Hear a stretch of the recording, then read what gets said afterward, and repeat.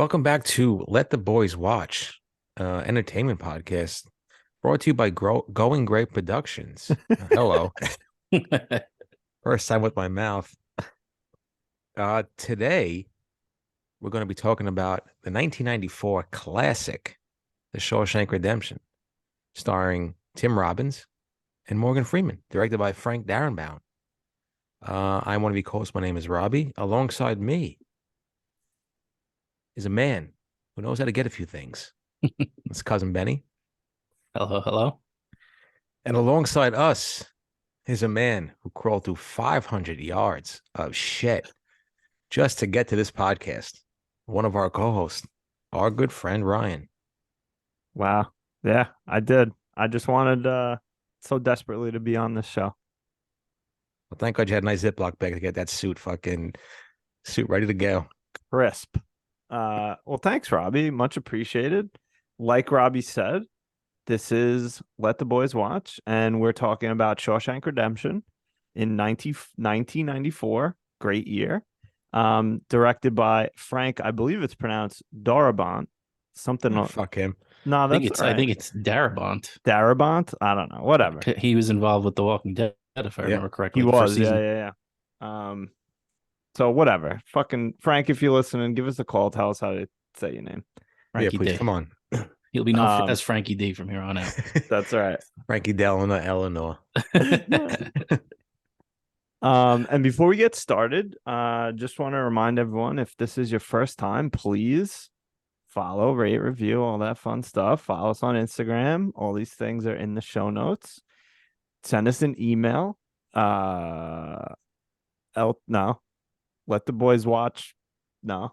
LTBW podcast at gmail.com. There you go. Say it again so they don't get confused. Please say it again. LTBW podcast at gmail.com. I don't even know why I'm saying it. It's in the show notes. You don't even have to listen. You can just scroll down and just boop. Email. And then follow us on Instagram. Let the boys watch pod. You got it. Yes. I don't know why I can't remember those fucking things. I'll give your plugs 6 plums this week. All right, thank you. So we started this podcast doing Succession season 4. So if you watched Succession and you loved it and you want to hear us three dopes talk about it, then go check out those episodes. But what we've been doing the last few weeks and what we'll continue to do for a bit is watching and talking about movies that either both Robbie and Benny or just one or the other haven't seen, because I think I've seen most of them. There's a couple I haven't seen that we might watch. And just, I don't know, talking about it, giving our overall impressions, a couple of different segments, things we like, things we don't like about it. And that's it. Boys, anything to add? No, excited. Like doing this so far. Having fun. So just Robbie, you watched Shawshank, right? And Benny, you haven't? Yes. Okay. Sorry, Robbie, I cut you off. Go ahead. No, yes, I have watched it multiple times. It was on TNT like every fucking day back like 10, 20 years ago. Just on repeat. I did actually read that Ted Turner bought it for like wicked cheap. So it was so cheap to show that's why they showed it all the time. So we benefited. Thank you, Ted. Fun fact about me is I refuse to watch a movie on TV pretty much in general, unless I've seen it 1,000 times before. But I will absolutely not watch a movie on TV if it's the first time I've ever seen it. Because of commercials? Yeah, smart. Commercials, they always edit something. Stuff. Yeah. True. But you do get excellent dubs, like the famous "This is what happens when you find a stranger in the Alps" from Big Lebowski. That's hilarious. You should watch that. From Kill Bill is my name is Buck and I like to party. I love it. So should we do some overall impressions, or should we maybe, Benny, what'd you think going into this? Like, you hadn't seen it. Did you have any preconceived notions about it or thoughts or whatever? What do you think? So I knew that obviously he was in a prison. I knew that Andy Dufresne escaped prison by climbing through a shit pipe. I didn't know too much about it. This was one though that I kind of got all crossed up from them just being in the zeitgeist with Schindler's List a little bit. I thought it had something to do with Nazis, which obviously it doesn't. So, I kind of knew what to expect. I didn't know how they got into prison. I didn't know what time period it was in. Obviously, I thought it was in, World War II times, but wasn't too sure once the movie got started and wasn't about that. Um, just another one of those movies where I had nothing against it. There was no reason I didn't watch it. It just became one of those things where I hadn't watched it for so long that I never really took an interest to it after a while. But when we did start doing this podcast and running down the list of movies I hadn't seen, this was one of the ones I was looking forward to the most. Nice. Sorry, Robbie, when was the last time you watched this movie? Has it been like a long time? Yeah, I was just thinking on TV. I haven't watched it on like a DVD, but it's probably been like 10 years. Wow. Yeah, it's a So long time. did you like forget some of it, or did it feel like kind of fresh watching it just now, this weekend? It felt kind of fresh watching it. I was kind of nervous if I was still gonna, enjoy it as much as I did, and I actually enjoyed it more now than I did 10 years ago. I just loved it. I'll get into my overall impressions when we talk about it, but I just thought it was absolutely fantastic. I just loved watching it. It didn't feel like 2 hours and 20 minutes. Yeah. Well, keep going. Tell us your overall impressions. Well, my overall impressions, me, I love a good dialogue, and this movie is just written perfectly. I think the chemistry between Morgan Freeman and Tim Robbins is top notch. I think it's some of the best chemistry between two actors, probably that in any movie I've ever seen in my life. I love the story of, hope, perseverance, and just, a friendship. And I just love the pacing of this movie. I never got bored watching it. I love the way it was shot. I'm a big sucker for some obviously it wasn't drone shots, but that opening shot of the prison Was when awesome. when Andy's coming into town was lovely. So I mean, everything about this movie that I remembered, I loved, and I guess getting older and growing older, and just to watch it now in this time frame and headspace, I just loved it even more than before. Nice. Benny, overall impressions? So before I do that, I do want to say the same thing Robbie said, where I don't know that if I watched this movie 5, 10 years ago, it would have hit the same for me. Like, I don't know why, but I just feel like the last couple of years, my understanding and enjoyment of movies is just on another level. I don't know if it's because I never paid that much attention, or I just have massive ADD and I always kind of get confused or forget or don't see how things tie in. But I'm glad that I waited this long to watch this movie. I mean, spoiler alert, I think it was the worst movie I ever saw in my life. Oh, ouch. I'm just kidding. I Cut the really pot. enjoyed it. No, I loved it a lot. A lot of the things that Robbie said, again, I agree with. The dialogue is amazing. There's no action scenes in this movie really. And the last two movies I did a couple of times check to see how much time was left. Not that I was bored, but I was just like, all right, let's see how, I want to go about my day here. But this one, like Robbie said, 2 hours and 22 minutes, there wasn't a time that I felt like that. I was locked in the whole time. I enjoyed it. Um, Top to bottom, I just thought it was a great story and great screenwriting, great directing, great acting. It's going to be hard for me to figure out who Matt Damon would take the place of in this movie because I feel like everybody was casted so well. Well, to be fair, it's a young Matt Damon. That is true. Yeah. I got one already, so. Yeah, me too. Yeah, I mean, I don't know if I can improve upon what you guys said much more, but it's at the top of most people's lists for a reason. It's one of my favorite movies. I don't even know how many times I've watched it at this point. It's got to be like close to 50. I have no idea. Like, I've seen it so many times. Just even if I only watched it once a year, that's like over 30 years almost. 30 times close to. So it's one of my favorites, and I appreciate it differently as I am getting older. And every time I watch it, I'm like, you know what? I'm gonna do it. I'm gonna read the book or the novella that it's based on. And every Still time haven't done I do not. it.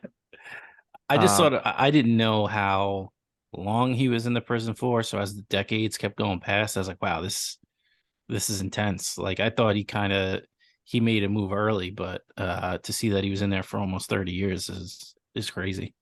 Crazy. So Well, let's do shout out some. Stephen King. Yeah, shout out Stephen King for it's technically the book is called Rita Hayworth and the Shawshank Redemption, which makes sense because of the poster. Yeah. And I think I read that they cut the Rita Hayworth from the title, because they didn't want people to think that she, or obviously not she, but an actress portraying her was going to be in the movie. And even though they did that, they still got calls from actresses' agents asking to be in the movie. Really? Yeah. So Yeah, it's a very womanless movie. There's like a right. couple of women in here, and basically Yeah, it's just it's like 2 or 3 like really small parts. Andy's wife, the halfway house lady, and then a couple people in the background, like on the bus and stuff. I can't think of anyone else, right? the lady fucking yelling at Brooks to bag her groceries a little bit quicker. Oh yeah. Watch Last him. time your man didn't double bag. Yeah, well, watch your mouth, lady. Do you know that this is I guess there's 2 books by Stephen King or adaptations by Stephen King that are his most successful that went to movie that aren't horror stories. Really? Can you So what, this and what, Green it's Mile? Shawshank, and can you tell me the other one? Not the Green Mile. It's like a short. I don't know if it's a long story book or it's a short story book. I don't know. What is it? It involves leashes, Leashes? Oh, leeches, leeches? blueberry pie eating contest. Babe. Uh, Stand by Me. oh That yeah. was Stephen King. Really? I I think haven't so. I seen hope that so. movie in many, many years. I think I I've only mean, seen it like once or twice. I know it's not necessarily the same thing, but we are continuing our streak of movies that were written and directed by the same person. How about So, that? yeah, the screenplay was written by Frank Darabont, and he was the one that directed it. Yeah. And he almost sold the screenplay to Rob Reiner for 2.5 mil, but ended up wanting to direct it himself. And I think if Rob Reiner did it, he would have cast like 2 people that I wouldn't have liked. It was like Tom Cruise and someone else in Red and Andy's Ugh, places. Yeah. Tom Cruise. Yuck. Well, Rob Gross. Reiner is Castle Rock. I think what they distributed the film. I think correct. I think so. Yes. Castle Rock. What a heater they were on with that and Seinfeld. I was gonna say I was expecting Kramer to slide into one of the jail cells at some point. Hopefully, it was. I wish Ba-ding, Kramer. bing-ba-ding. Hope he was one of the ladies. Hey, buddy. You got any cheese in your toilet? So I think before we get into plum ratings, really quick, this was rated on IMDb a 9.3. And I believe it is also the number 1 movie in the top 250. It is. Yeah, which is wild. I mean, it's not that wild, but it's pretty wild. It also got a 91% on Rotten Tomatoes. So, with that being said, who would like to go first and give their rating? You go first. I want to hear your rating. Yeah. All right. But you're gonna go first a lot this week. I am. Yeah. Yeah. Yeah. Why? Because we want We always you take to your picks. Well, that's not nice. But I like going second because it gives me more time to think. You should Not have today. written down, babe. not today, bud. Damn it. I'm on the spot. No, I think it is one of my favorite movies.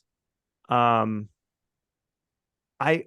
have a really hard time giving anything like close to a 10. Like I don't know if that's like possible the way that I enjoy things, which I don't know what that says about me. But I'm gonna go with 9.4. It's I don't know if any other movie that we do is gonna get higher than that. It's I really love this movie. And I know last week I gave Fifth Element pretty high score, but that was a lot of that was based on just like my own enjoyment, my nostalgia feelings for it. This is just a great film, and maybe it deserves to be higher, but I'm going to stick at 9.4. Benny. I want you to go first, babe. I'll take it home. I'm the one that hasn't seen it. All right. Okay. So like I laid out my points, there's a bunch of movies that I consider, top notch. I don't know if I'll ever give a 10 because that would just mean near perfection. And there's some things I don't like, and there's some characters I don't like, and there's some plot points that maybe are a little too far-fetched. But for this, like I said, I didn't think I was going to like it as much as I did at this point in my life based on when I watched it in previous years. But I'm going to give this a 9.6. Whoa, good one. And the 9.6 is it's not going to go any higher because Andy's escape was a little too near perfection for me, a little too far-fetched. I wasn't a big fan. I mean, I loved it, but there are some holes in his escape route, and that will be talked about later. I love it. Benny. So, yeah. So, first of all, I want to address last week's rating on The Fifth Element because I got raked over the coals from a few people. Did you? Yeah. So I was rating these movies kind of as a movie, and they all kind of fit in the same scale. But I think a lot of people wanted me to take the movie for what it was and what genre it is in. So that's why I gave Fifth Element kind of a low score, even though I did enjoy it. Yeah. But I think I did find some validity to those arguments. So I think I will adjust my scale a little bit. And I would probably pump up Fifth Element maybe another point and a half, if that's the case. Okay. So moving on to Shawshank, I really don't see a lot of ways that this movie could have been made better. I think, what Robbie and I said in the beginning, if I'm not looking at my watch, if I'm not thinking about how much time is left in a movie or that this movie is very long and oh my God, immediately I'm starting at like 8 because I'm just so engrossed by the movie. And then I think if you add all the players that are in this movie, all the dialogue, just how well they told the story, this is probably again going to be one of the highest scores I ever give a movie. I'm not averse to giving a 10. I think that you can have multiple 10s because different movies can be perfect for different reasons. But I'm not there on this one. But I will give it the highest score out of all of us and say that I give it a 9.8. Wow. Just because I think that as far as movies go, I don't know how you can make a better one. We'll probably find one along the way here, but it's just a great movie. I could probably sit here and monologue for 2 hours about what I liked about it and how much, how perfect I thought it was. But yeah, that I was going back and forth. Am I going to give it a 10? Am I going to go down to 9.6? But I think that for me, landing on 9.8 was the right decision. Fair. I mean, listening to both of you talk, like I almost now want to raise my score because you're both right. Like, what other movie out there, and I've seen so many, are better than this movie? Like you said, like you were saying, Robbie, like there's little plot points, there's actors, there's pieces of dialogue in some of the most popular movies, the best movies, whatever. But like this movie has like very, very little weakness to it. It's near perfect. So I mean, I'm gonna stick with 9.4, but I don't know. Maybe that's too low. Like it really is so fucking good. Another movie that everybody says is a 10 and is perfect is Godfather. And A Godfather fits into those movies that I probably saw like 10 years ago. Only saw it once, and probably wouldn't have the same appreciation I would for it now. But I think this movie is better than The Agree. Godfather. I agree with that. I think maybe what Godfather meant to movies at that time, and you got Brando, De Niro. Well, De Niro's in the second one, but Pacino. You got James Caan. It's just that's another star-studded cast, and everybody like at the top of their game. But to me, I think from what I remember of The Godfather, Godfather was another one that was super long, but I did remember being like, all right, where are we at in this movie? How much time we got left? But no, I think pound for pound, from what I remember, and we'll maybe revisit this at some point, I think Shawshank's a better movie.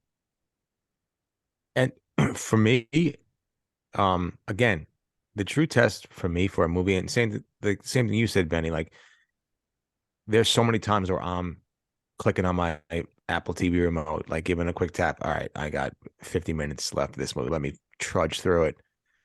And this movie, like you said, has all right, some action, a couple of fight scenes here and there. But I mean, there's no true action. It's just dialogue. And I don't think I've ever watched a movie that just has better pacing, like I said in the beginning, throughout it.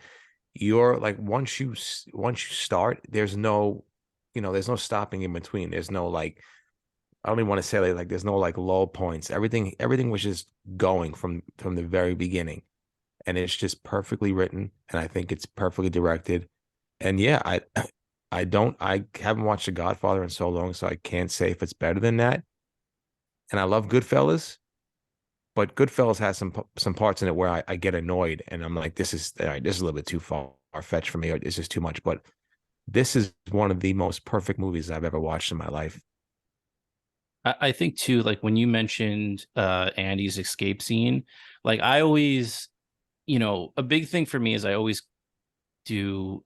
I let disbelief go out the window when it comes to movies, right? Like my thing is, well, if that didn't happen, they wouldn't have made a movie about it. Like that's always my explanation for everything. Like that's why this is the story that it is, because this incredible thing happened. Like that's why we're getting the story. So I understand that. But that's that's the way I look at a lot of movies. And as far as the pacing goes, the only time where I was like, all right, maybe we don't need this was it's going to sound stupid, but let me finish the point, was the Brooks thing in the middle of the movie. Trust me, no. But I think I'm not saying I'm kidding. I'm not saying that they could have done without it, but that was the first point where I was like, all right, we're getting, now we're starting to get outside of the prison. I want the story that I'm here for. But the way that they wove that in at the end, I was like, okay, that was 100% worth the screen time and the amount of screen time that they gave it. Because when you get Morgan Freeman being in that same apartment at the end of the movie, it all made sense. Good save, because I was ready to fucking leave this podcast and never come back. I think I can kick him off, Robbie, if you want me to. Get him out of here. No, it's yeah. Everything that you guys said is correct. Like, and I'm gonna stick with 9.4, but I don't know if I can go higher than that now. Like in any movie that we watch, I can't think of anything. Well, maybe there's one or two, but anyway. Well, real quick, sorry. Yeah, no, go ahead. I'm surprised that Benny did a 9.8, because like we always say with restaurants, right? Oh, you got to try this restaurant. You have to try it. It's fucking fantastic. This movie's unbelievable. You go in there, like I know for myself, I'm always, when I hear stuff like that, I'm already going in there with the inflated expectation or a bloated expectation of this movie or this restaurant. So when it's not up to the standards, or doesn't blow my balls off, I'm like, fuck, I'm disappointed. So I'm happy that all the praise you heard, like everybody talking about, that you actually gave it the highest score. Yeah, I try not to let the expectations get out of control with whatever I do, because there have been so many things where you get your head blown up with like, this is the best slice of pizza you ever had, this is the best bar, the best drink, the best food in the city, and then you go and you're like, all right, well, I kind of blew that out of proportion in my head. So once the movie starts, I kind of try to put that out of my head as best I can. There's only one best drink in the world, and you know what that is. I do. N to the EG, R to the ONI. No, I was going B to the E, double NY, and he breathes in. I was going with the Benny breeze. Okay, that's another one. That's a 10 out of 10 too. Like I said, Right. there could be more than one perfect thing. Oh, you're right. No, it's true, and I'm sure we'll explain even more while we get into it. So, should we do some favorite character, or should we start with least favorite character? What do you think, Robbie? Oh, What do you think? yeah, Let's Robbie. let's let's start with the least favorite character. Oh, good one.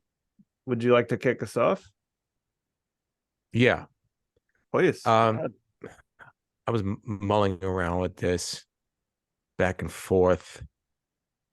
I didn't think Colonel Jessup, whatever his name is, the guard was going to be my least favorite character because obviously he's playing a piece of shit, and I liked his performance very much. Well, I forgot his name. You talking about Hadley?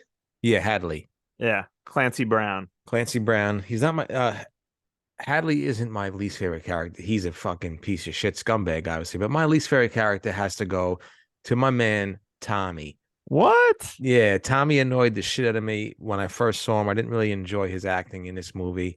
I was kind of glad that he, got his comeuppance at the end in the movie. Yeah, I don't like Tommy because I think Tommy was not a great actor. He didn't really stick to him. I think he was one of the weakest points of this movie.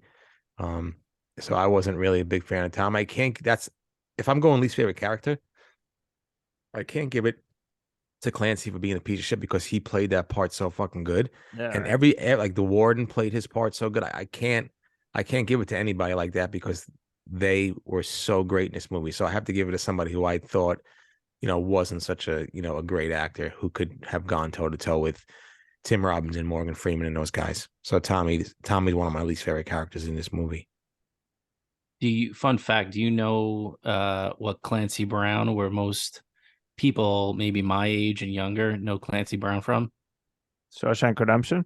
Besides that, Uh, Oh, Starship Troopers.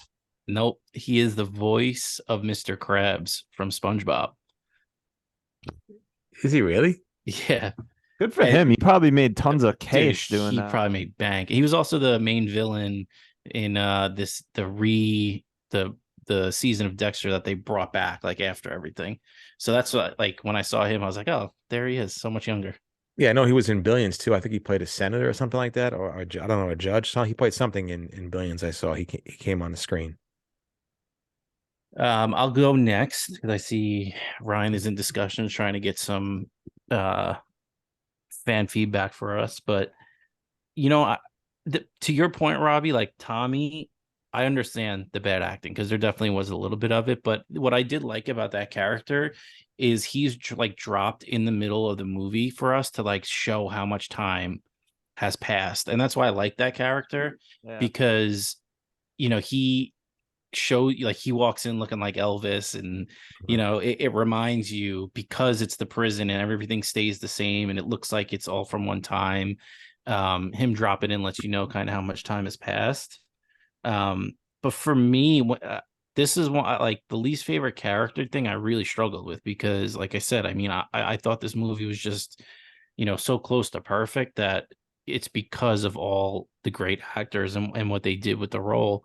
So I did have to go with the person that I hated the most, even though in some respects it means that I like their performance as, one of the top ones. But I got to go Ward Norton. Like, fuck you, dude. Such a piece of shit the whole movie. Like, there were times when, Andy seemed like he was on his good side and that, there was like not a human side to Norton, but maybe like he saw the good in Andy and how smart he was and he was trying to do right by him.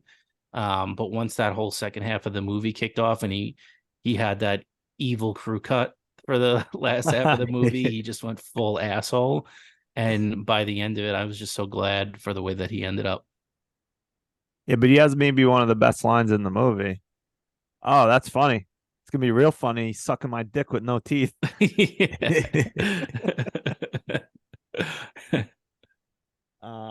I think I agree. It was really hard to pick like a least favorite character.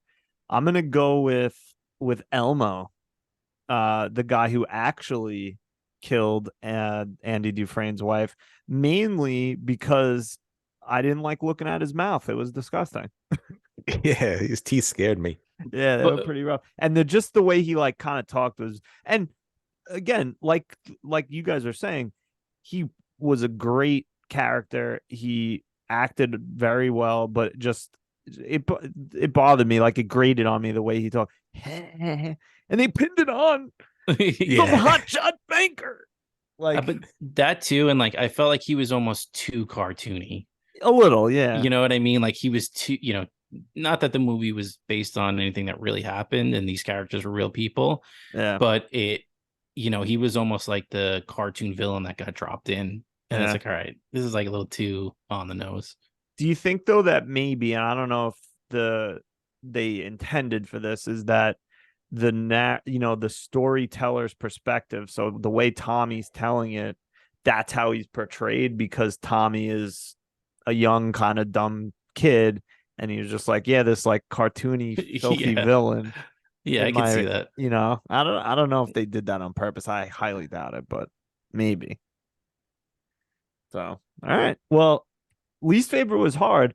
I think favorite's going to be also really hard because there's so many good ones. Why don't you start us off, Ryan? Yeah, please. Fuck you. Um, it's hard. It's really hard to pick here. Um, because I mean, the top two are just amazing, and everyone else, like, you could pick probably like 10 people, and even though like you picked um the warden, or even if you picked Hadley or like whatever, like they're pieces of shit, but they're such good characters. But I think I'm gonna go with Red, because he's just, and I love Andy, but something about Red, and maybe it's Morgan Freeman's voice and demeanor in this movie, but he just makes me feel good when it's a movie about prison and despair. Like he says so many times, hope. Like, I don't know. His narration of this movie is one of my favorite things ever in the history of my life. So that's why I'm gonna go with Red. Who wants to Robbie? go? Who wants to go next? Yeah, Robbie, go ahead. Well, Ryan, I am also going to go with Red. I just love Morgan What? Freeman. I just love Morgan Freeman in this movie. I love everything about it. I love his calm demeanor. I love how he's just a man that can get things. I always enjoy a man that can get things because I'm not a man that can get things, and I want to be a man that can get things. So What I'm living vicariously through Morgan Freeman and Red in this movie. are you I talking just about? Didn't you get a bucket from Angry Orchard recently? I did, yeah, yeah, but I won that. I'm not Oh, right, we you didn't get it. I'm not wheeling and dealing fucking Lucky Strikes in the back room, which I Oh wish my I was God. doing. I But loved seeing just, yeah, all that, like the system that he had going on, just fucking throwing cigarettes in pockets and passing them off. So good. and I just love that he never, yeah, he got pissed, but he never wavered. Like every time he got rejected on the parole board, he was probably pissed, but he never saw him sulking or feeling bad for himself. We just knew like this is what it is. And I think Andy coming there and their conversations and their friendship and just giving each other, like Andy giving Red the hope, you know, and just trying to and being there for him. I just loved everything about Morgan Freeman's character in this movie. The narration, I mean, you can't get a better person to narrate anything than him with his voice. But I know the movie was mainly about, Andy and his resilience and his perseverance, but it was also about friendship and the great friend that Red was. And just, I know Red probably didn't believe in hope in the beginning of this movie, but as the movie got on, you saw a change in Red, and I just love Red because Red never wavered. Like I said, everything was just no matter what hit Red, He was just the same person, and he understood the system, and he knew, this is what life is about. And you saw that at the end, his final scene with the parole hearing, where he just didn't give a fuck no more. It is whatever is going to happen is going to happen. So I love Red, love Morgan Freeman, and that's my favorite character. So for me, I'm going to give an Ani Mensch first because I thought, and this is the reason why I let Robbie go before me, is I thought Robbie was going to say Brooks. I love And Brooks. so my Ani Mensch is Brooks because he's such a cool character, and like in a movie where these people have been in prison for so long, to have a dude that like was in the prison since like 1908, and as much as the world changed from the time Red was in there to the time he left, like I think the biggest jump was probably Brooks leaving prison, and I just love the way that he portrayed that. I loved his demeanor and the way he took he took Andy under his wing, and Andy helped him out. And then the bird, when that first happened, I was like, this fucking dude's crazy. They just threw a crazy guy in here for no reason. And, by the end of the movie, that scene, that he has where he kills himself is just, it hits so hard because, he's one of the guys that you got attached to. And you get attached to these guys, and you hope that when they do get out, like they can make it in society. And that's just not the case for a lot of people, especially the ones that have been in there that long.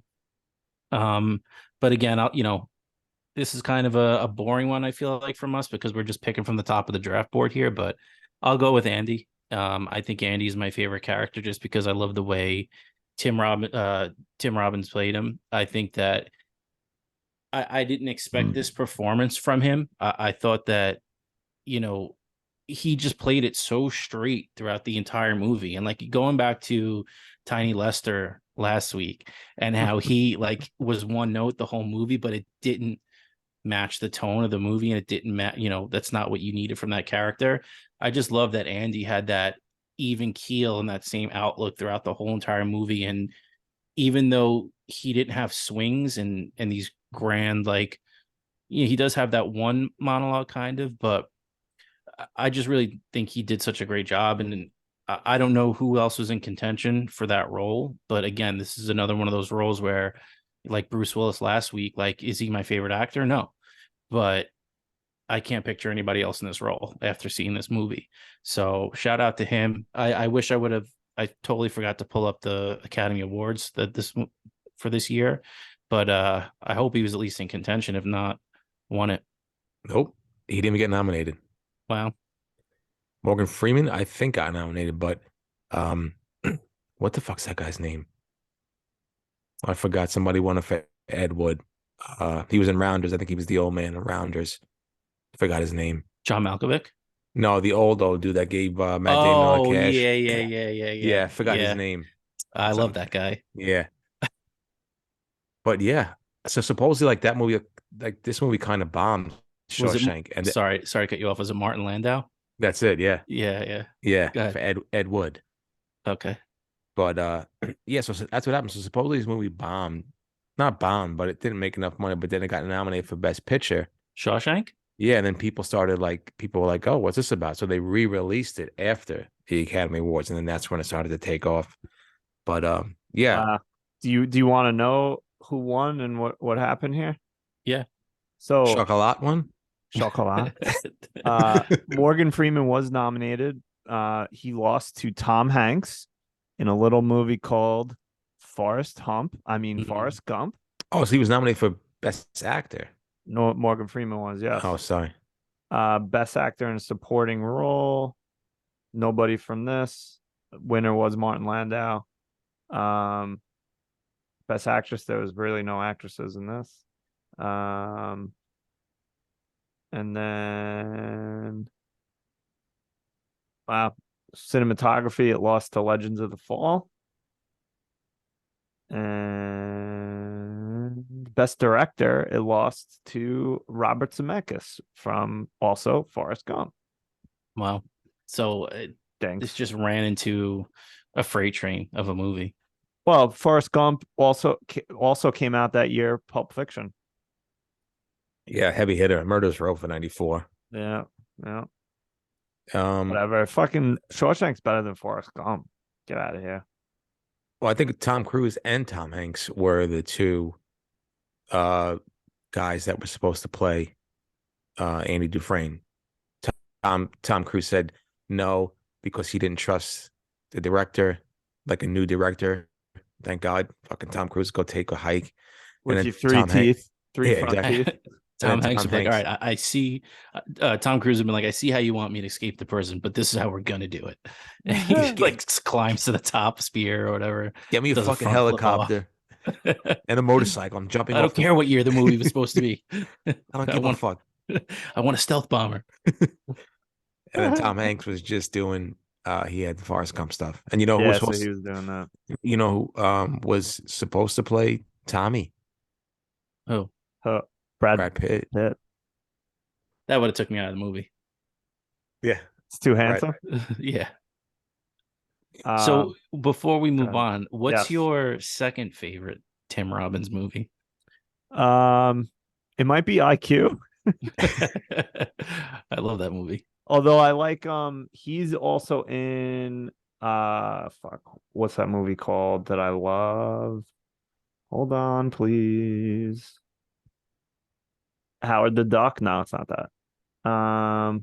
The fuck is that movie called? Whatever. Why do you have a second favorite?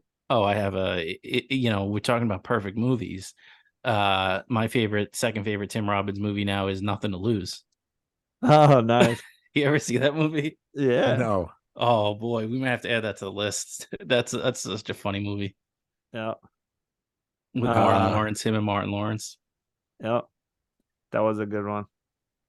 I thought he was in what the hell is this movie that I'm trying to think of? But whatever. I'm just like fucking looking at this. Well, mine was just Mystic River.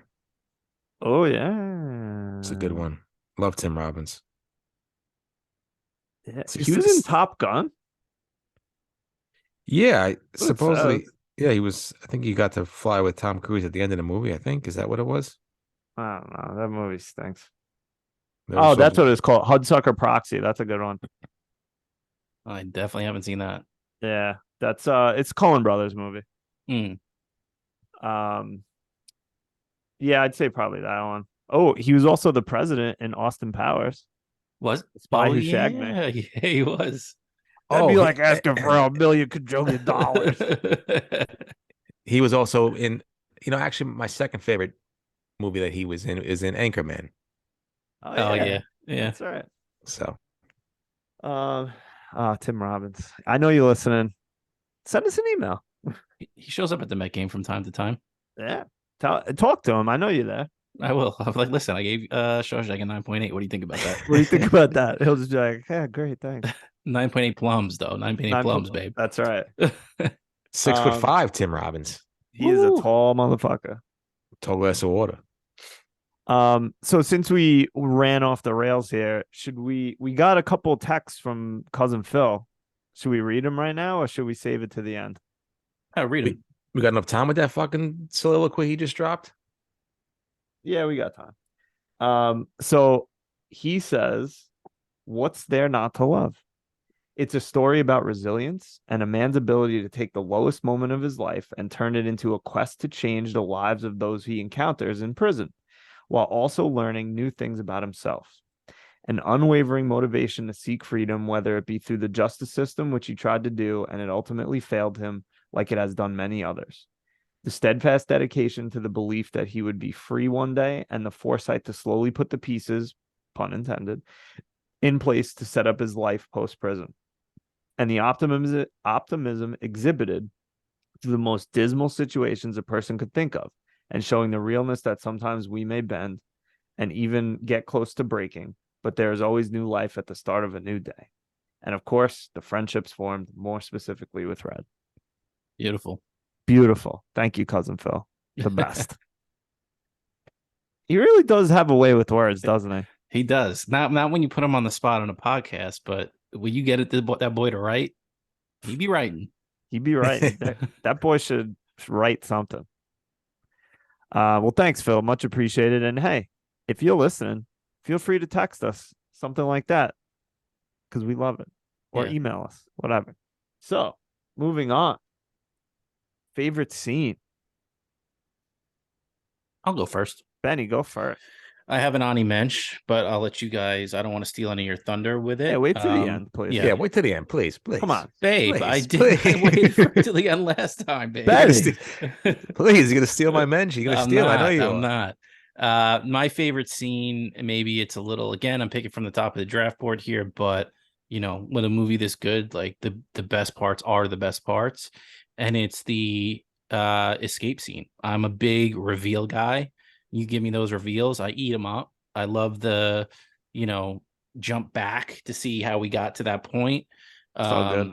So I love great. the Rock going through the poster of, was it Raquel Welch at that point? Yeah. Yes. What say you, fuzzy britches?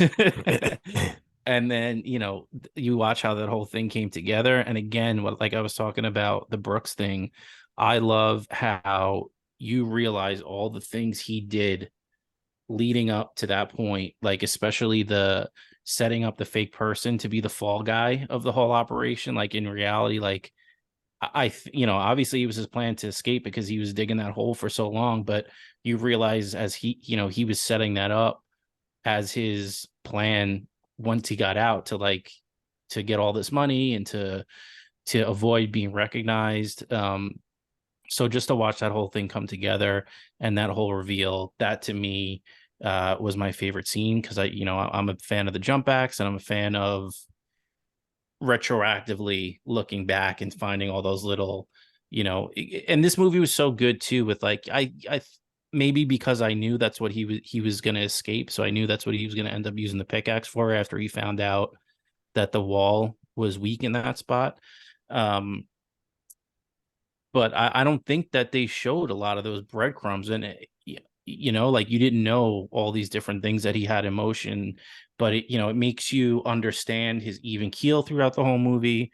It makes you understand, even though when he was in solitary, even though the last time kind of broke him and it was, the last straw to like finally put the plan in motion, everything that happened to him, he had that, pun intended, the light at the end of the tunnel that he was working towards. So that's why he had that even keel throughout the whole movie. And I just love that whole reveal. I'll go since Robbie's burping. Now, I never thought of it before, but the worst part for Andy to be in solitary is the entire time he was in there, he's like, yo, if they toss my cell, I'm fucked. Because like they very easily could have been a punishment that the warden, like, I'm surprised he didn't like take all his shit out of his fucking cell. But then the story wouldn't be the story. So that was probably going to be my pick. So because I fucking love a reveal, and I don't think there was, some movies when you rewatch them, you'll see little things. You're like, oh, they were kind of like giving us some breadcrumbs here. Like they really don't give you anything in this movie, and I love that. But I'm gonna go with also maybe a little bit of chalk here, but I really love when he shows up at the bank in the suit, does all this stuff, and then fucking the warden puts a bullet in his head, and the cops show up and everything, and Morgan Freeman's talking over the whole thing. And I just love when he's like, I'd love to think that the last thing that went through his head other than that bullet was how did Andy Dufresne get the best of him? I mean, there's so many scenes that I love, but I'm going to go with that one. Robbie? Yeah, I was going to go with Benny's scene, but then I switched my pick at the last minute. So you can copy me, but not Benny. Sorry. prior to signing on, because I just love that scene too, Benny. They give you nothing, just him carving his name, and then they cut away from that. The A, and then when they go back and he rips a chunk of the wall off, I'm like, fuck. I'm like, now I remember. And then you got that iconic scene of the warden ripping the poster down, so good, and then just showing it from the hole, like the camera panning in from the hole, and his face. and it's so good, and it's such a great scene. And I like you too. I just love like a nice reveal scene, and then the playback of how things were set in motion, the things he was doing, like putting the wall, I guess, or whatever, in his Yeah, pants, yeah. and then walking out into the field and just letting out his pants. I love a good fucking Ponzi scheme. Yeah, I'm a big Ponzi scheme guy. So I love that. I love how Randall Stevens, I think his name is, Yep. gets 350 or 375K of the warden's cash and walks out of the bank and goes to his Watanabe, whatever the fuck it's called. But my favorite scene is the rooftop scene. The top when that top Oh yeah, that's so good. You're so lucky I didn't get my Ani Mensch. because I knew either fucking one was going to be stolen. I knew it. I knew it. Thank God, because I knew the rooftop scene was going to be one of them.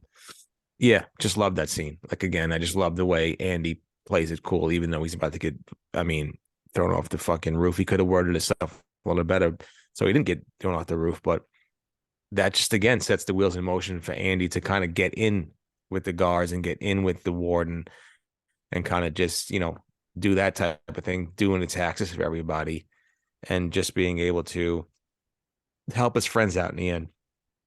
He stopped drinking, but he got 3 cases of Schlitz Light for the boys, and just a little taste of freedom on top of that roof in a hot summer day, and all the guys are just hanging out and drinking some suds.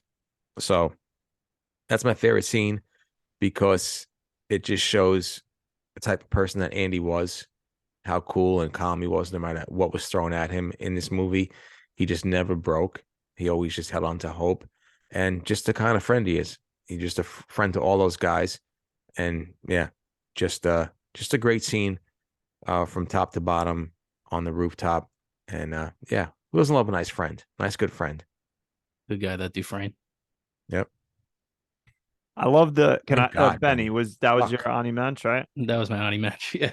I liked again, I liked so many scenes, but I really love the the beginning of getting into Shawshank, them going through the whole process, getting to Laos, then like walking in, and Morgan Freeman, of course, narrating over, and then fat ass just, I'm not supposed to be here. Yeah. And just, and then because that sets the tone immediately with Hadley just fucking kills him. Like, it's crazy. Yeah. And then I also have a Katie Mensch, I'm gonna call it. Okay. All right. She told me that she really loves, obviously there's a lot of good scenes, but she loves the scene when Morgan Freeman makes it to the wall and the box that Andy leaves for him.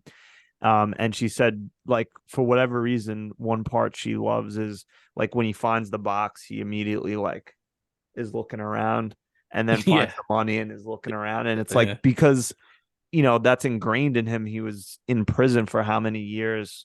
So like, you can't, nothing is yours. Like, you're always looking over your shoulder. So she said that she wanted me to mention that. Yeah, and I let going back to the reveal, it wasn't necessarily a part of that scene. It was before, that whole speech that Andy gave to Red. Oh yeah. And like, promised me to go to the spot. Like, even how shitty his life was at that point, to make sure that he took care of Red, was so important to him. And I was thinking, like, what was buried under there? Like, what could he have buried all these years ago that would have been helpful to Red now? Like, I was expecting him to open up that envelope and it was like $14, which would have been like a ton of a ton of money back then. But the fact that he I don't know if there was always something under that spot and he replaced it, but just the fact that he knew that exact spot to give Red those directions and make sure that Red was taken care of. I love that. Yeah, give him a couple hunch. Yeah. Looked like. You want a fun fact? Please. Yes. That tree, that famous tree, people went and visited it. It is no longer there. Ah, what a shame. It got hit by lightning and split in two, and then it had to be pulled apart and taken down a couple years later. And they sold some memorabilia from that tree. Did they make a baseball bat out of it? They made a Louisville Slugger out of it, and they shoved it up your ass. What? Come on. Fun fact: they went back in time and they used that bat in the natural. That's what I was gonna say. Have you both seen that movie? No, No? no, We might have to put that on the list. yeah, maybe around World I never Series seen that time. movie either. Yeah, that's a good one. It's almost as good as a film that I like called 61.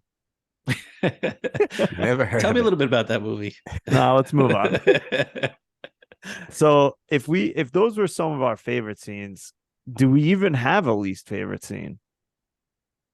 Robbie, please. I Is do. it every scene Tommy's in? Oh, I should. My favorite scene, actually, I'm going back. Monty mentions when Tommy got shot. That's my favorite scene. Oh man. It was a great scene though. I was gonna say, like, you That just was a knew good the scene. whole time he was gonna get fucked. Yeah. You don't meet someone outside of a prison unless Yeah. wait. What? Okay, we just lost Benny for a second. He's probably okay. But yeah, you're in a prison, you don't meet the warden outside unless you're about to get clipped. Yeah, of Yeah. course. So please, Robbie, Tommy share got with shot through the heart, and he was to blame. the warden was to blame. Or Hadley. Tommy gave love. A bad name. Um, so my least favorite scene, and rewatching the scene brought back so many memories of me watching it as a young kid. How much this scene really just fucking dustied my room up back in the day. The entire Brooks scene outside of the prison, him leaving and going back into the real world, just gutted me as a young kid, and it even gutted me more watching it now. Just he's so institutionalized by that prison that he was in there before fucking cars were, he saw a couple of cars, but even before like the cars were brought out to the masses, and him getting out and just seeing how much the world had changed around him. And he really didn't change. He was in prison the whole time, so he was just living that life and understanding what that's about. But then getting out into the real world as an older man, not really being able to do anything. The poor guy couldn't even bag groceries. He was so old and probably arthritic. But yeah, that was my least favorite scene because I just love Brooks, everything about him. And it was just so tough to see a man so accustomed to prison life, not being able to function in the real world. And I don't know.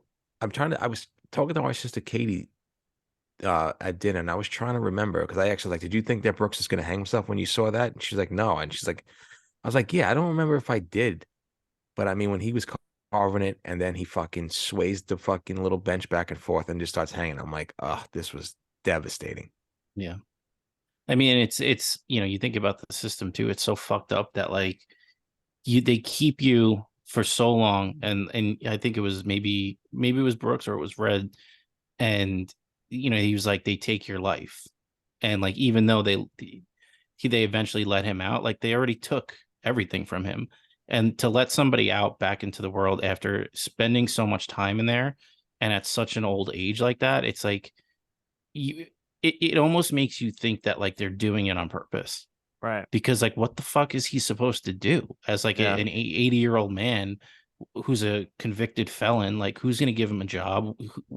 What family does he have? He was probably in that prison so young, like I doubt he had kids or anything like that. So they literally and they did the same thing to Red essentially. Like maybe Red was a little bit younger at that point, but they've already took everything from you. Like they're just instead of having a regiment, and they touched on it so many times where like at least you know what to expect in prison. Like you have a routine, you have a life, that to put somebody back out into the world at that age is like that is criminal. Right. Yeah, that was what I'm saying. There was no reason for him to be released from prison, Which is such a fucked up thing to say, right? Like, yeah, like, it is. No, go ahead. Because you shouldn't want to be in prison. You shouldn't, to hold somebody's life hostage like that for so long, to say that like it was a fucked up thing to release them from prison is like almost oxymoronic. Yeah, and yeah, like you said, now he's okay to be put back into society as a 80-year-old man whose only life he's known is prison life. It was just fucked up on both sides of him just getting released. I didn't like again, like watching it back then, I didn't think he was gonna die, but like Benny, so like you watching it for the first time, did you think that Brooks was gonna kill himself? Like Kind of. how was that gonna end? Yeah, I kind of figured that. Like, I thought maybe the beginning, like you saw him kind of you were going to see him get back into the flow of things and live at least somewhat normal.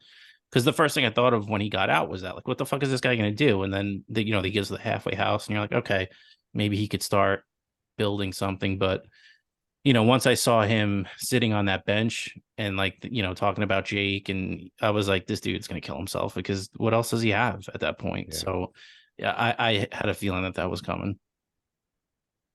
Tough scene. Very tough. Tough. Least favorite because it's tough, but most favorite because it's tough. Yeah, Yeah. true. Benny, you want to go? Again, I think that the movie was so close to perfect that there's no bad scene. I hated the only thing I didn't like, but it did serve as, they got good comeuppance, was all the feeding into the prison rape trope. Because I was like, especially towards the end, I was like, there was so much meat to the movie that did you really need that? Because obviously it's uncomfortable, but I mean, that's a good point to put it in there. But when you get that blow off of him getting his fucking ass kicked, being paralyzed, and then, living the rest of his life getting fed by somebody else, like, that was a nice little redemption there. But You I could say a wouldn't. Shawshank Redemption. There was more than one. There was more than one. Uh-huh. But no, I mean, I wouldn't take it out of the movie or anything like that. And I think it serves its purpose. But if I had to pick a least favorite, I guess that would be it. Yeah, fair. Yeah, it's hard, but I think the only scene that I don't like, and it's maybe just because of the dialogue, and it's not because I dislike him, unlike you, but when Tommy takes the graduation test or whatever they're calling it, and he's like, you want to score, and he crumples it up. Yeah, 2 2 points. points. And I don't know, just for some reason it just like annoys me. I'm like, they couldn't have thought of something better. I don't know. He just said, Yeah. what do you want me to say? I'm afraid. I'm scared. All right? That what you want to hear? All right. Is that Rocky 4? We fucked up. I fucked up. When we talked about it on Going Gray, it's Rocky 3 on the beach. Oh yeah, that's right. When he's training with Creed. Yeah. Yeah, you're right. For the first time in my life, I'm scared.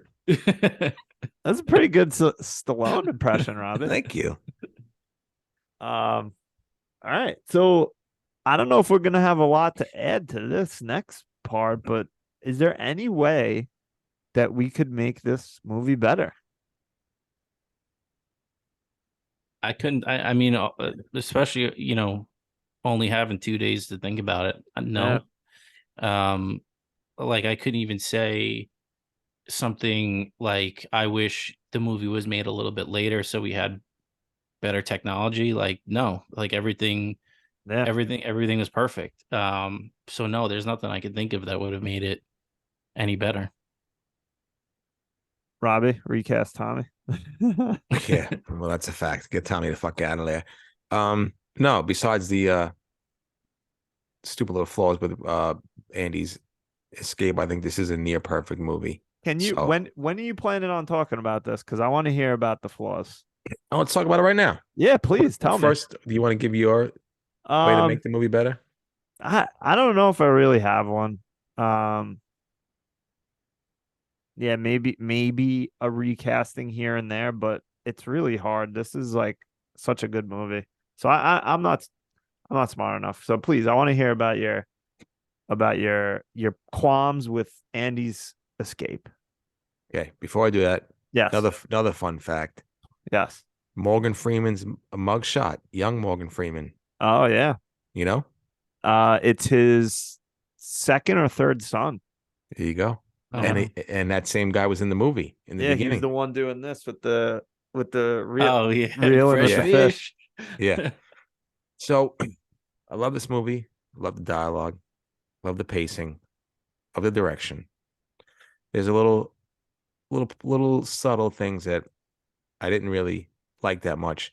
And it has to do with the escape reveal of Okay. Andy Dufresne. One thing is the poster. Right. Okay. That poster is in near perfect condition. No matter how many times that man went back and forth. How does he stick the poster back after he leaves? How does he Fun get it pack. back to Fun perfection? pack. Yeah, but What what is he fun tacking? I don't know. Okay. That's number one.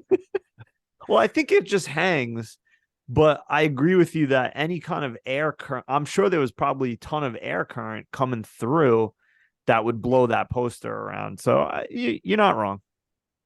Okay, number two, Okay. the weather. There's no News 12. There's no shout out Rich Hoffman. There's no weatherman, meteorologist. So how does he know that night had to be the perfect night for him to go? How did he know that there was going to be a massive storm coming, thunder, lightning? I mean, people love talking about the weather, like at work. Oh, gonna get a storm later. That, so maybe like one of the guards was saying shit or something. I don't know. All right. So say the storm passes and there's no storm, and now he has his shoes, Yeah, no, I know. his Doc Martens. Yep. Okay. Number three, why couldn't he just go down a couple more fucking yards and hit the fucking pipe Closer. yeah, a little closer? Why hit the pipe there? I mean, I Yeah, I guess don't he know. figured he had so far to go. What the hell's a couple more feet of duty?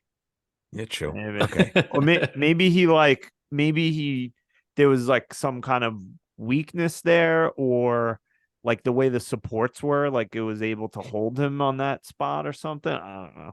Okay. Yeah, no, all valid issues. As the kids Number say, you're 4. not wrong. As the kids say, 4 more years. Number 4. Uh how the fuck did his Ziploc bag stay fucking ziplocked and not and nothing leak through? Especially Probably a good. 1960s Ziploc. Yeah. And how did he not smell like absolute dog shit walking into that bank? Took a bath in the river. The river that was filled with the shit coming out of the fucking pipe. Yeah, he might have. Who knows? Okay. And that's really it. Those are my 4 major plot points in the escape scene. But I did love it. It's a great escape scene. Yeah. No, I know. I don't disagree with you, but it's also like you're really digging here. Like I'm nitpicking, but nitpicking, yes.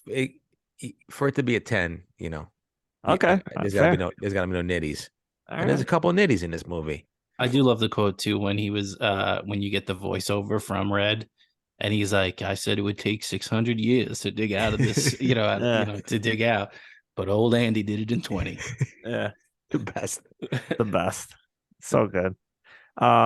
Before we do our favorite game, are there any other like specific quotes that you guys want to mention like that? Because there's definitely one that's sitting out there like a matzo ball for me that we haven't mentioned yet. Can I steal it? Go ahead, please. Because it's the best line of the movie, and it's "Get busy living Yep, or get busy dying." that's right. And the reason I knew that one was coming too, because that was good old my friend Brian, is one of his favorite quotes growing up. I think I knew where it was from. But yeah, he used to have that like in his AIM profile or whatever. I was gonna say I think Phil did too. It could have been, yeah. I'm pretty sure it was Phil. Phil, I know you're listening. Let us know. I know Brian loved that movie too. What a film. I have one. Please. I think this is from the letter that Red reads at the end. When he goes to the willow tree. Uh-huh. With him, Forrest and Jenny. From Andy, reading it to Red. Remember, Red, hope is a good thing, maybe the best of things, and no good thing ever dies. I mean, if that doesn't get me right in my fucking loins and my feels, I don't know what does. Just a fucking fantastic quote-a-thon in this movie. So many good quotes. Yeah. I love too when Andy finally gets the check, or maybe it was when he actually got all the stuff. He was like, "Oh yeah, well now I'm gonna write him two letters a week every day, every week." Yeah. I love that little storyline there. Get in the library. we talked about it doesn't fit perfectly, but when me and you were talking, Ryan, about we love the come up in a movie, like we love love it. and like that was his come up in prison, was getting that library together. Yeah, I love Doing the I love a good taxes. come up. Yeah. All right. So, should we play America's newest, fastest growing, and most popular game? And it's not Wheel of Fortune, hosted by Ryan Seacrest. I saw that. Congrats to him. Stupid. It is. How would a young Matt Damon make this movie better? Because I don't know. Oh, it's a good Matt Hunting. So, which part in this movie would you cast a young Matt Damon to make it better? Benny. Oof. Shit. Because I was Don't really you do it. What? Don't you steal it. I was I know what he's no. doing. No, I'm not taking that one. I'm not taking that's too easy. I know you're gonna take it. I was thinking of ways that I couldn't replace anybody but shoehorn Matt Damon in as an extra character. Okay. And give him a backstory and everything like that. And I was gonna say, maybe his character from Bagger Vance came in and he was part of the country club. But if I had to pick somebody, and I'm just doing this just to be an asshole right now, but give me young Matt Damon as Red. Wow. Give me young Matt Damon as Red, just because I want to spice it up, and I need Matt Damon, because he could do a hell of a voiceover. Did you see The Martian? I loved it. The boy could talk. So yeah, give me, and we'll find another place for Morgan Freeman. But I'll take Matt Damon as Red, just to be a little wild. Yeah, I just want Andy Dufresne to tell a young Matt Damon as Red. He's like, every morning I come to your cell. And every morning I hope you're not there. Hope you're not there. You want to know what the best part of my morning is? I want a 25-year-old Matt Damon talking about how he's been in prison for 40 years. Yes. Yeah, so then I'm going to cast a young Matt Damon in the role of Brooks. Nice. You've been in prison how long? What's going on? He doesn't age. He's aging backwards. He's Benjamin Buttons.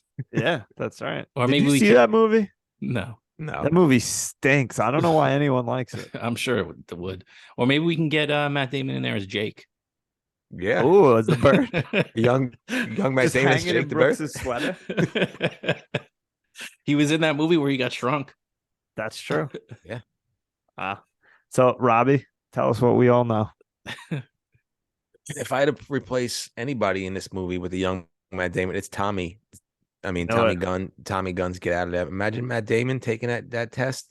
I mean, the best. The guy's a fucking math genius. He would pass that with flying colors. It's true. Yeah. I mean, I could just imagine what Matt Damon could have did in that role. Probably would have gotten nominated for at least a Golden Globe. At least. Yeah. Tommy, that's the easiest decision I ever made in my life. I just saw Tommy on the screen and I was like, you know what? No wonder why I hate Tommy all those years back. Because the first time he opened it on the screen, I guess when they were in the laundry room, and I forgot what he said. He's like yelling at the guys. Come on, you old guys, you're moving slow as molasses. Yeah, that I was like, Tommy, get off my screen, bud. So yeah, Matt Damon as Tommy, that's a home run. You know, I hate that line is because someone told me that I run slow as molasses in like 4th grade. That broke me. You know what I did like about the character Tommy too, like I like that instead of him being like this brash fuck that everybody hated, I like that Red was like, and we liked him because of that. You know what I mean? Even though he was such an asshole and like such a cocky bastard, like they took to him because of that. It was just like one of those, kind of subvert the expectations of what that character is going to be. Isn't that weird though, that how some people can just be fucking cocky pieces of shit and everyone loves them? Yeah, no, that's true. Yeah. Robbie, what's that like? Let me tell you something right now. It's the greatest feeling in the world. I love it. I know. So is there anything else that we need to talk about? I knew that was coming too, by the way. What that I was gonna say that? Yeah. Well, because it's all about you, babe. Oh, this is a podcast about me. That's right. It's the Robbie show. Is that was Brooks your real pick for Matt Damon, Ryan, or do you have one? Yeah, I guess. Okay. No, I couldn't really think of it. I guess I actually probably agree. Yeah, Tommy would have been going. Tommy's probably the best choice. I was thinking too, maybe one of the guards, maybe not Clancy Brown, but that other one that's taking a dump. I got to pinch a loaf. Yeah. Make sure this is all cleaned up by then. Yeah. He's another one that's in. Oh, that was Duncan from Seinfeld. That's right. Yeah. I got you on that one. Yeah. That was a good one. Yeah. That's the one. Yeah, he wants to race him. Oh, the big race. Yeah, the big race. George Costanza. Oh man. So, anything else about the Shawshank Redemption before we wrap it up? I almost, not that we were going to do it, but I feel like this would have been a good movie to do scene by scene. It would have taken us forever, but yeah, there's just so much there. Oh, we definitely left so many things that we didn't talk about, but like, yeah, it would have taken forever to mention every good scene because it's so good. Yeah. There was part of me, I mean, I kind of feel like this movie wouldn't have been this movie if he wasn't innocent. But there was part of, and they did it on purpose at the beginning of the movie to make you see, like that did put that down into your head. So there was a while there that I was like, maybe he did do it because, they mentioned like how stone-faced he's at the trial and how stone-faced he's when he comes into the prison that like, I don't know, maybe he did have it in him. But yeah, no, I like that they stuck with the fact that he was innocent. Yep. Robbie, anything else to add? We get it. I'm on strike. I think I'm on speaking strike. Yeah, I'm on speaking strike. Why? After your little fucking tidbit about me, we're done. I'm like really a little upset that I gave it a 9.4. Like I feel like I'm really shoehorning. Yeah, you should be. I am, right? I'm an idiot. I thought you were giving it a 10, honestly.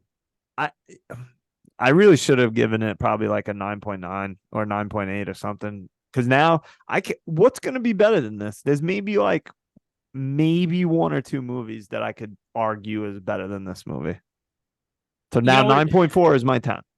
Your scale's all fucked. Yeah. I really was wrestling with giving it a 10. And like, because there's always going to be something in a movie, right? Where you could point to and be like, it's just impossible to like nail it. Every single scene, every single cast, this one is so close. It really is. It might be there. Yeah. I kind of I really did want to give it the 10 just to be like, boom, okay, that's the bar.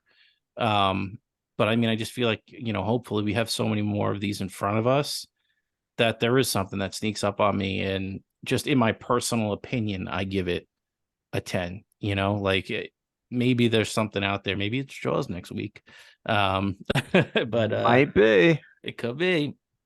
But yeah, man, even when I settled on my 9.8, I was like, oof, that's a big thing to put out there, is being so close to a 10. So, but I'm glad I did, man, especially after talking about it. I definitely feel confident in that score. Yeah. I mean, I have a problem with commitment. I always have. So it's hard for me to say like this is perfect because maybe there's something else out there that I don't know about that's better. I don't know. But that's where, I mentioned it earlier, like just because I give something a 10, right, doesn't mean I can't give something else a 10. Yeah. So, and that was the one thing that was pulling me towards the 10 for this movie. But, ultimately, how many times am I going to say it? But I landed on the 9.8. Yeah. Maybe I should think more like that, where like more 10 doesn't have to be ultimate perfection. Like multiple things can get 10s, but I don't know. Whatever. I'm going to keep it the way it is. Maybe you'll get dragged over the coals after this week's Instagram post. By who? Well, all the people that were shitting on me for giving the Fifth Element 6.8 or whatever I gave it. Nobody drags me at all. Like I don't know if it's because no one loves me enough to drag me, but I haven't gotten dragged once. What were you gonna say, Rob? Since you're off strike? Oh yeah. What? So what are we gonna? We can't play the Matt Damon game when we watch Saving Private Ryan. Well, we could think of other roles he could have played. Yeah, maybe we do like a who would you swap Oh, good one.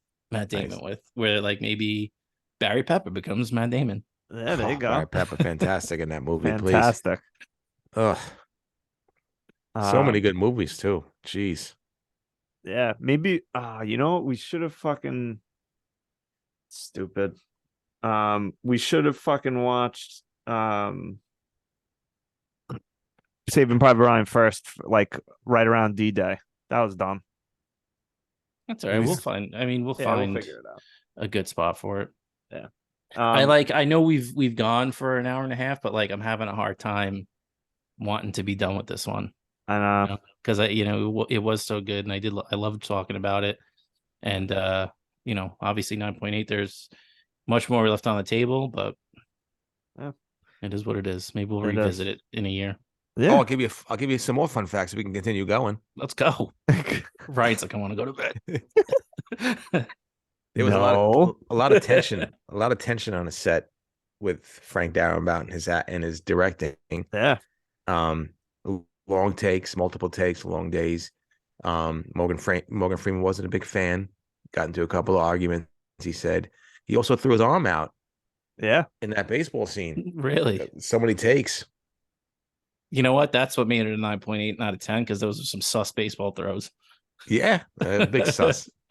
Better than most of the Mets. You motherfucker. I You're not wrong. know. I was thinking like I have to watch Pulp Fiction again because that's one of my favorites. So I don't know if that would outscore this movie.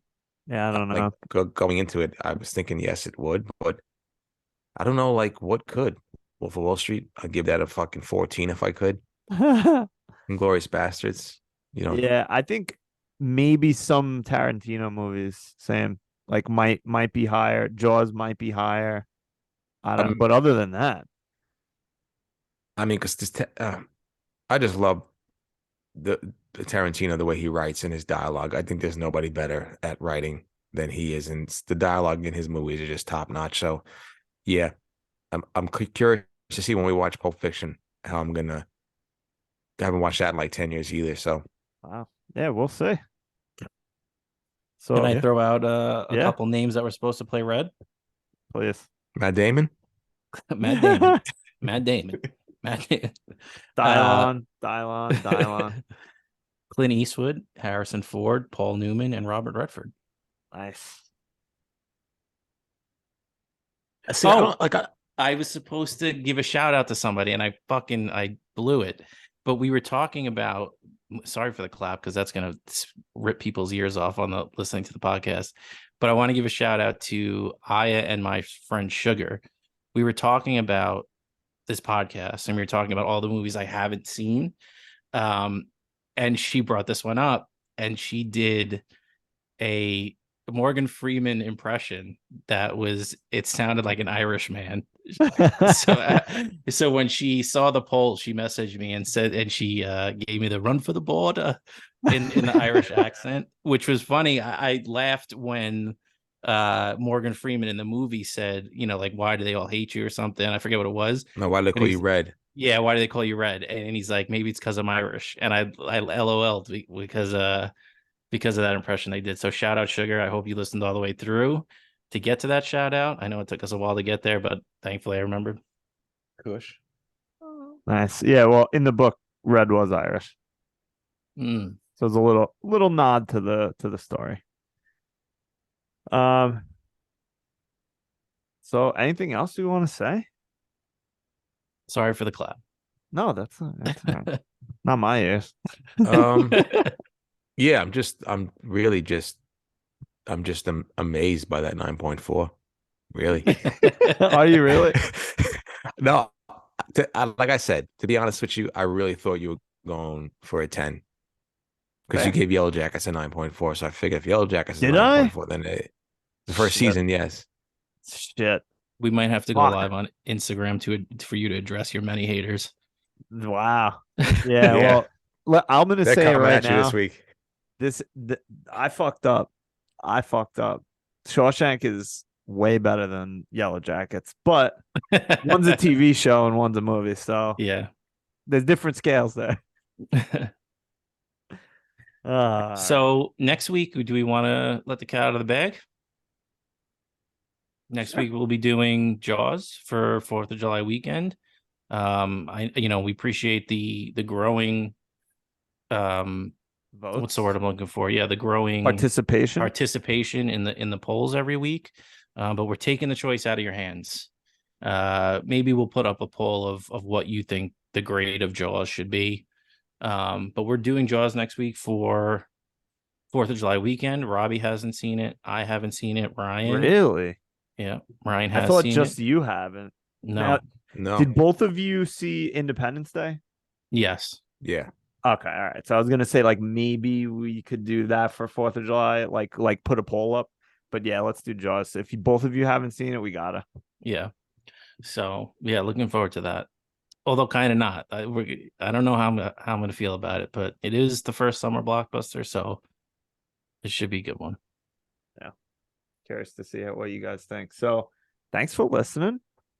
Let us know what we missed. Please do not harass me about my suspect scales.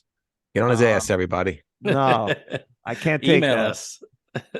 I'm a father. Come on, give me a break. Yell at him on Instagram. Robbie, tell him good night. Good night, fat ass. Could have been a Hey. friend to you.